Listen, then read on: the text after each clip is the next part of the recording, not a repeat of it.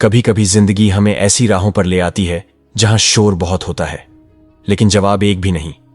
हम हर किसी की सुनते हैं, माँ बाप की, समाज की, दुनिया की, पर सबसे जरूरी आवाज अपनी अंदर की, उसे सबसे पहले नजरअंदाज कर देते हैं।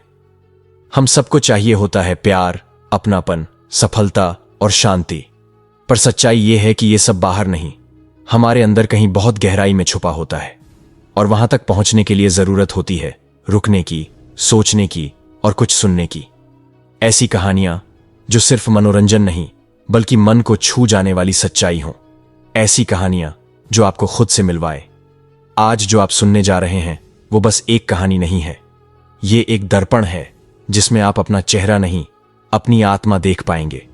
तो अगर आप थक चुके हैं, अगर आप किसी जवाब की तलाश में हैं, अगर आप वो बदलाव महसूस करना चाहते हैं जो भीतर से शुरू होता है, तो रुकिए, इस कहानी को अंत तक सुनिए, क्योंकि शायद यही वो पल हो जब जिंदगी आपको कुछ कहना चाहती है। तो चलिए शुरू करते हैं। बहुत समय पहले की बात है। एक छोटे से गांव में अर्जुन नाम का युवक रहता था। उसका मन विशाल सपनों से भरा था, पर जीवन की कठिनाइयों ने उसे थका दिया था।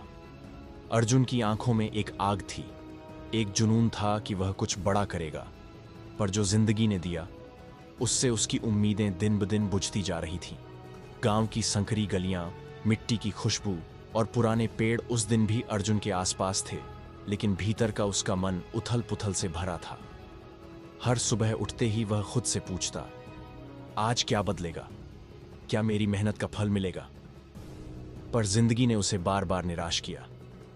खेतों में काम, परिवार की जिम्मेदारियां और समाज के दबाव ने उसके सपनों पर पहरे लगा दिए। अर्जुन के भीतर की वो आग अब धुआं बनती जा रही थी। रिश्ते भी ठंडे पड़ गए थे। कुछ मित्र दूर हो गए, कुछ ने उसके संघर्षों को समझने से मना कर दिया। परिवार के भीतर भी वह अकेला महसूस करता। उसकी बातें सुनने वाला कोई नहीं था। ऐसे में अर्जुन के दिल में एक गहरा खालीपन और अकेलापन घर करने लगा। उसे लगा जैसे जिंदगी के सफर में वह अकेला पड़ गया हो। वह खुद से दूर होता जा रहा था। कई रातें वह छात के नीचे बैठकर अपने भविष्य के बारे में सोचता रहा। उसका मन प्रश्नों से भरा था। मैं कौन हूं? मेरा मकसद क्या है? क्या मेरी मेहनत बेकार है? किस्मत के फेर से एक दिन वह जंगल की ओर चल पड़ा। वह उम्मीद लेकर गया कि शायद प्रकृति की शांति में उसे कोई हल मिल जाएगा।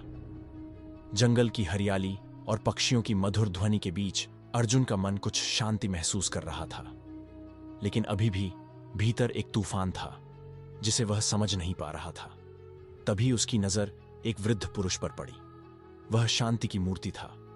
उसकी आंखों में गहराई थी, एक ऐसी गहराई जो बिना बोले भी बहुत कुछ कह रही थी। उसका चेहरा सुकून से भरा था। अर्जुन का मन हुआ कि वह उस वृद्ध से कुछ पूछे, शायद उसके सवालों का जवाब मिले। वृद्ध के पास बैठकर अर्जुन ने अपनी पूरी कहानी सुनाई, अपने संघर्ष, अकेलेपन, निराशा और टूटे हुए सपनों को। वृद्ध ने धीरज से उसकी बात सुनी, बिना किसी प्रतिक्रिया के। उसके शांत चेहरे से ऐसा लग रहा था जैसे वह अर्जुन की हर पीड़ा को समझ रहा हो। फिर वृद्ध ने धीरे धीरे कहा, बेटा, जिंदगी की सबसे कठिन लड़ाई वह होती है जो तुम अपने मन के भीतर लड़ते हो।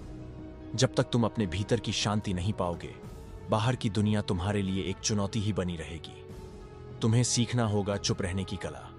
जब तुम चुप रहोगे तब तुम्हें अपने अंदर की आवाज सुनाई देगी। वही आवाज तुम्हें सही रास्ता दिखाएगी। अर्जुन ने ध्यान से सुना। हर शब्द उसके दिल को छू गया। उसने महसूस किया कि शायद यही वह जवाब है जिसे वह ढूंढ रहा था। उस वृद्ध के पास आने के दिन बढ़ते गए। अर्जुन न केवल अपनी बातें बताने लगा, बल्कि धीरे धीरे उसने सीखना शुरू किया कि कैसे अपनी सोच को नियंत्रित किया जाए। वृद्ध ने उसे सिखाया कि शांति बाहर नहीं, भीतर होती है।